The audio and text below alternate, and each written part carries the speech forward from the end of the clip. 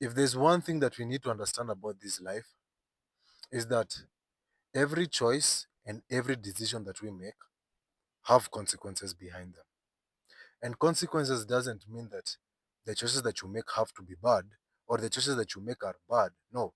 It also means that the choices that you made are also good. And most likely the outcome behind the choice that you made or the decision that you made is it came out to actually be good. Basically think of it as cause and effect. Like you do something, then your choice behind you doing something leads to a positive outcome or a negative outcome. And I hope to believe that we all know this metaphor that says, whatever we sow, we reap. Basically, this is where this is derived from, where cause and effects is derived from, and us making certain types of choices and decisions will end up actually making us gain certain consequences behind the choices that we make.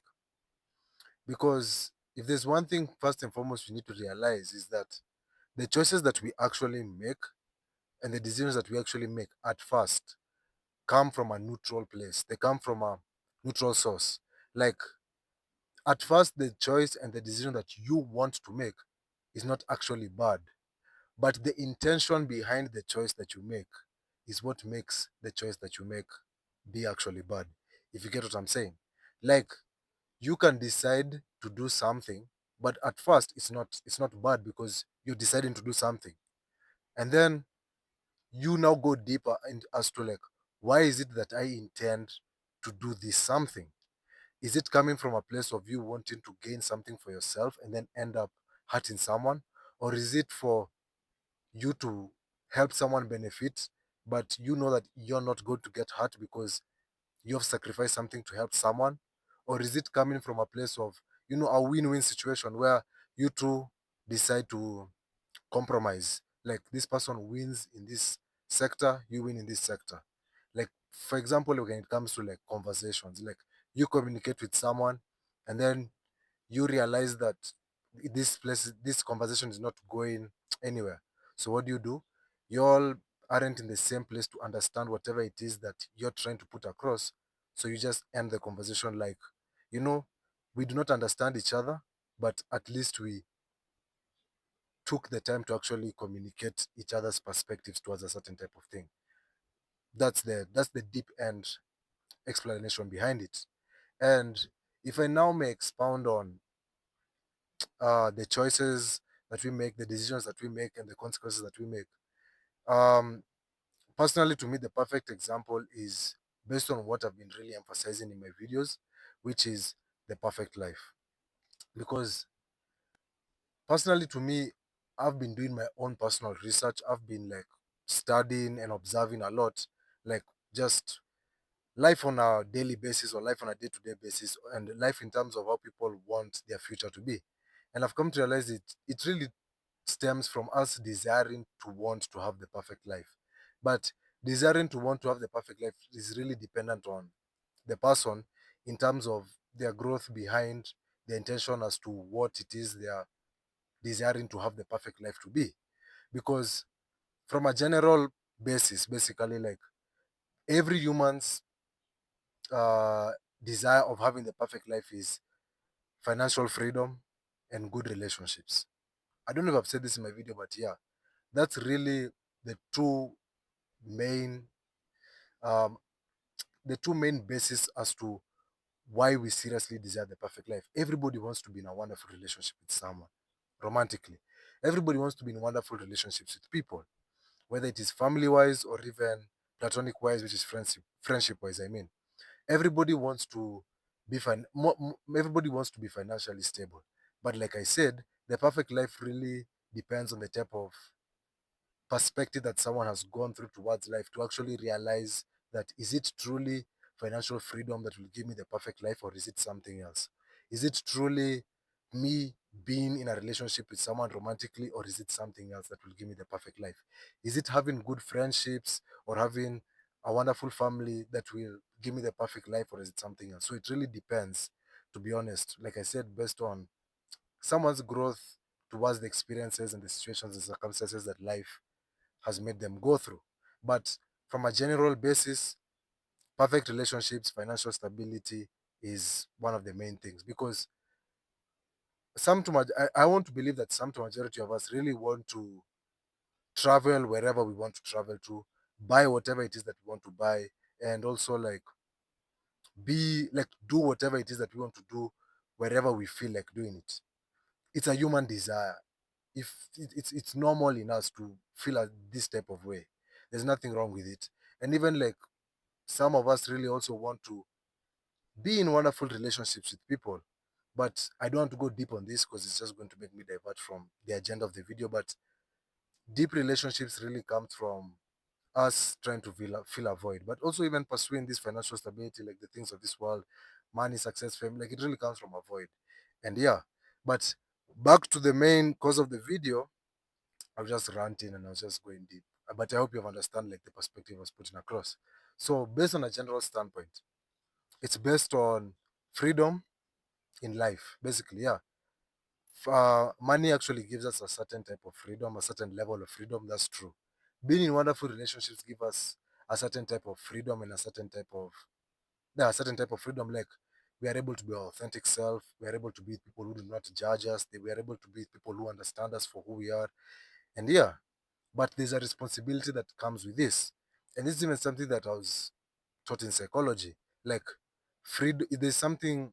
It's based on like the theory called humanistic theory, where it says there's freedom and responsibility. It doesn't say freedom or responsibility. It doesn't say freedom plus responsibility. It says freedom and responsibility, meaning that both freedom and responsibility are two and two together. They are one, they are two in one.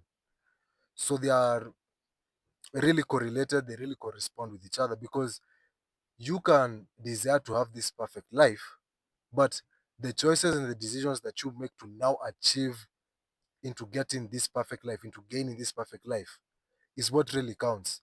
Like, think of it like there's the desire and there's the intention on this end, and then now there's now the desire itself. Like now there's the desire of you wanting money, there's intention of you of wanting to get that money. Now there's money in itself. In between now, in between it, the middle part of it is your choices, are your decisions on how you will actually now gain that money, on how you'll actually now achieve that money. Because when you now finally gain that money, now you have the freedom of doing whatever it is that you so please with that money. But if you are really conscious, you will now have the wisdom on knowing the responsibility that comes in you actually having this money.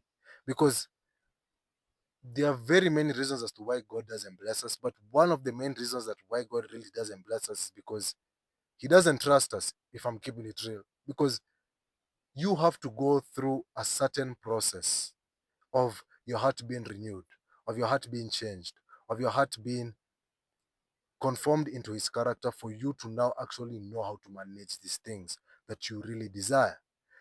But that's now where the middle ground comes into place. And now that's you really dying to yourself and allowing now God to influence your choices. Influence your choices in the sense of He's not forcing you to do what He wants you to do. No, He suggests.